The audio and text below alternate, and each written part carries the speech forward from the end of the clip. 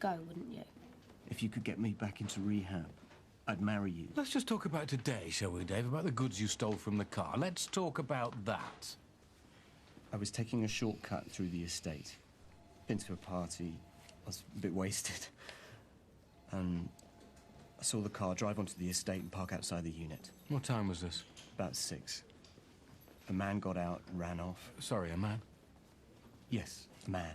Can you give me a description? Short hair, stocky, middle-aged. What was he wearing?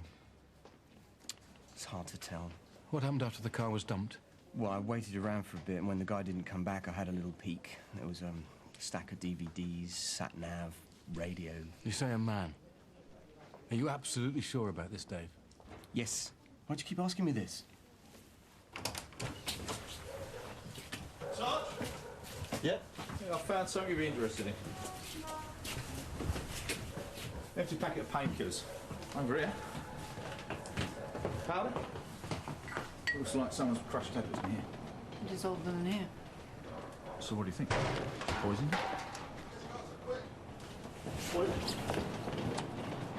Call an ambulance now.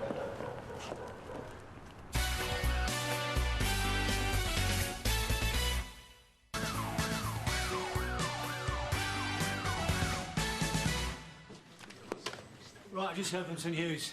They confirmed that Jane Prophet tried to commit suicide. So what do we reckon? Fit of remorse? What, because you killed Mike? Gut instinct says no. Even though she killed your husband, the medics have closed ranks, you've got nothing left to live for. Stevie, what do we know about these drugs that we found in Mike's flat? Well, according to the net, it's a new treatment for multiple sclerosis. It's not available here, but it's freely available in the US and in Webland. Talking about it like it's a silver bullet. So it's not the kind of thing he'd have in his flat in the normal course of events? I wouldn't say so. So maybe he's dealing through the back door. You know, people have read about it and can't get hold of them. It's not his specialism, Gov. He's an anaesthetist. Well, maybe he's freelancing. Stevie, Joe, find out everything you can on this drug Plavitron. If this guy's got a fridge full of restricted pharmaceuticals, we need to know why. I've arranged for an outworker to see you at 5:30, so we'll pick you up at 5. Wait a second. You letting me go? Strictly off the record, the owner of the vehicle is dead, so it's unlikely there'll be any charges brought. You'll be bailed this time, but this is your last chance. Absolutely. I'm sorry. I'll see you at 5. What do you reckon the odds are? We have a witness who describes seeing a woman matching your description on the wharf at 4 this morning. It wasn't me. But you did make a threatening phone call to Dr. Drum's mobile. In the heat of the moment. What I meant was I wasn't going to let it lie. I was going to take it to the Court of Appeal, whatever it took. This was never about revenge or money. It was about justice. But when I thought about it, when I actually thought things through, I realised I didn't have a cat in hell's chance. And even if I was successful, what then? I was going to bring Alan back, was it? And that's when I decided. Good to take your own life. I just wanted to be close to him. I'm sorry, but you can't fake that. Eddie, what's happening? Okay, cheers. CSC's got something he wants us to see. Has he?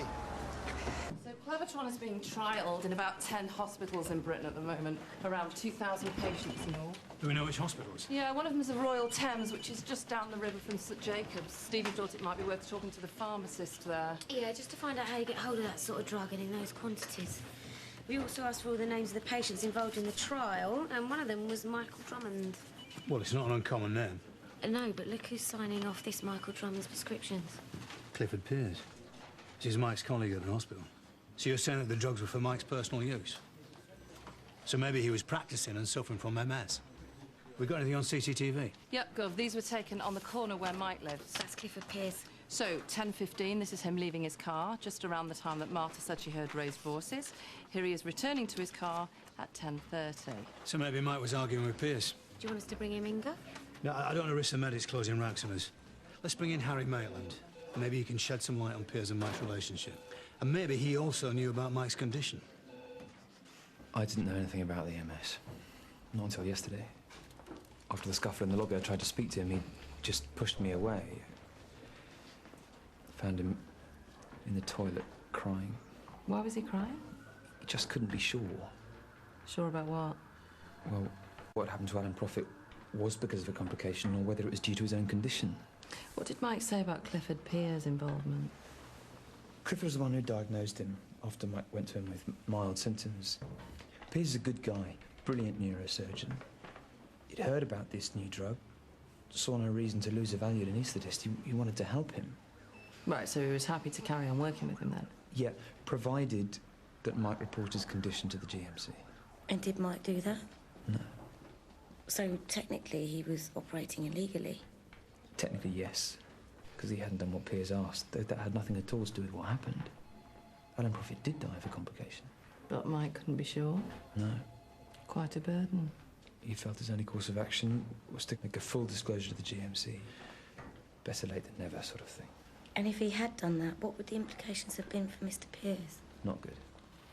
Harry, did Piers find out that Mike hadn't told the GMC about his condition, but that he was planning to today? Mike told me he was going to break the news to Clifford last night. What do you notice about this room? Pretty tidy for a guy, apart from the obvious. Exactly.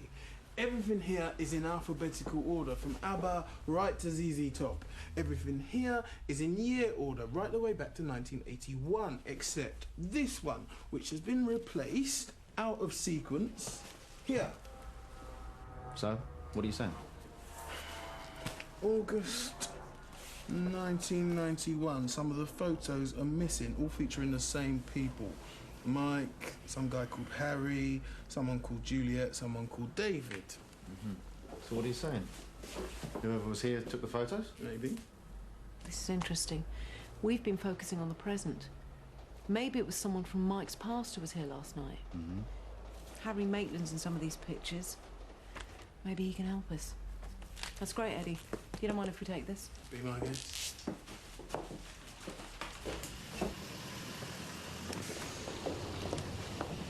Joe? Grace. When you finish with Harry Maitland, you can have a word with him. Too late, that was him leaving in the taxi. Anyway, we think we've got a new suspect. Who? Clifford Piers, Mike's boss from the hospital.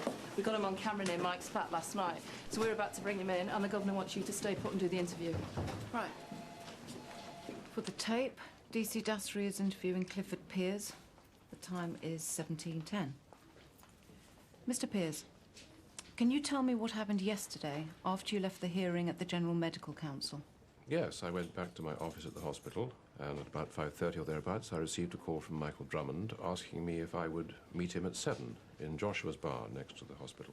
Do you have any idea what he wanted to talk to you about? The dismissal of the medical negligence claim against Dr. Drummond. Mr. Piers, do you recognise this? Yes, I do. Can you tell me what it is? It's a prescription for a new treatment for early-stage multiple sclerosis. Dr. Drummond was taking part in a large-scale trial of the drug at the Royal Thames Hospital, wasn't he? Yes. We've been doing some research, Mr. Piers. Plavitron is not recommended for subjects whose condition has progressed beyond a certain point. Now, in your opinion, had Dr. Drummond's condition progressed beyond this point? Absolutely not. So you're saying he was still fit and capable of performing his duties? If a man can be given a new limb, his life prolonged with a new heart or lungs, then why not his career with a new drug treatment? Why not mention this at the hearing? I didn't believe it was relevant. Even if it turned out that what happened to Alan Prophet was a consequence of his condition? But it wasn't. What happened after you left Dr. Drummond at the bar? I went back to my flat. You stayed there all night? Yes. I'm showing the suspect Exhibit TS1. These are taken from a camera, which is at the junction of Rudkin Road and Renfrew Gardens, the street where Michael Drummond lived. Now, this is you, isn't it? Leaving your car at 10:15, and again, returning to it at 10:30. We also have a witness who believes that Michael Drummond was so uncomfortable with the results of